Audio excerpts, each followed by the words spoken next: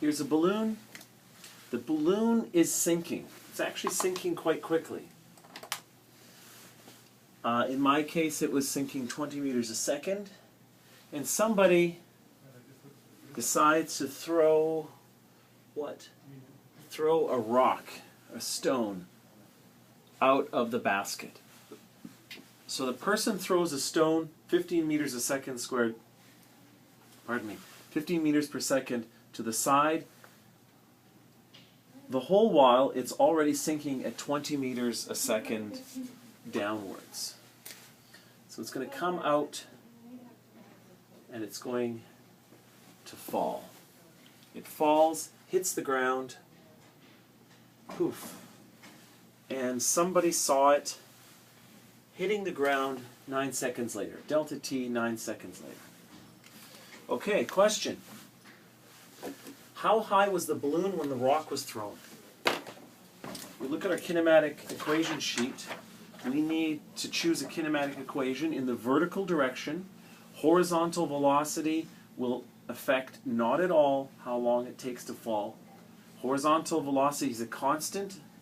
There's no acceleration horizontally because there's no forces. Vertically, there's an acceleration, as always, due to gravity. 9.8 meters per second squared downwards. And only velocity in the vertical direction is affected.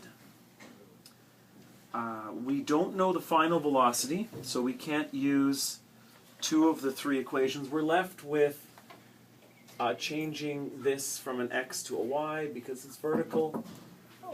Y final is equal to y initial plus velocity initial delta t plus 1/2 a delta t squared.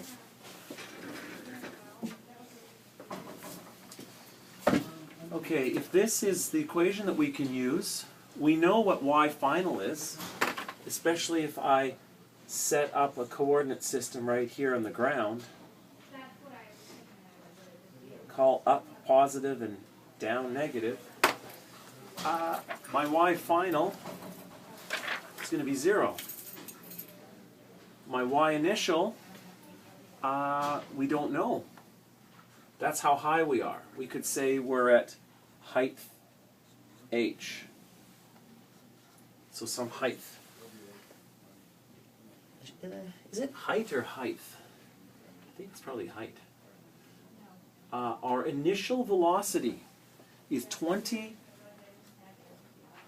meters per second downward, which in our coordinate system is negative. Delta t, we know delta t. We can put it in. It's you can substitute in your values for that. For me, I would put in 9 seconds plus 1/2. The acceleration again is downwards, 9.8 meters per second squared. Downwards will on this coordinate system is signified by a negative. And again, I know the time. 9 seconds all squared. So it looks as though I know everything except h. It shouldn't be too hard to solve for h.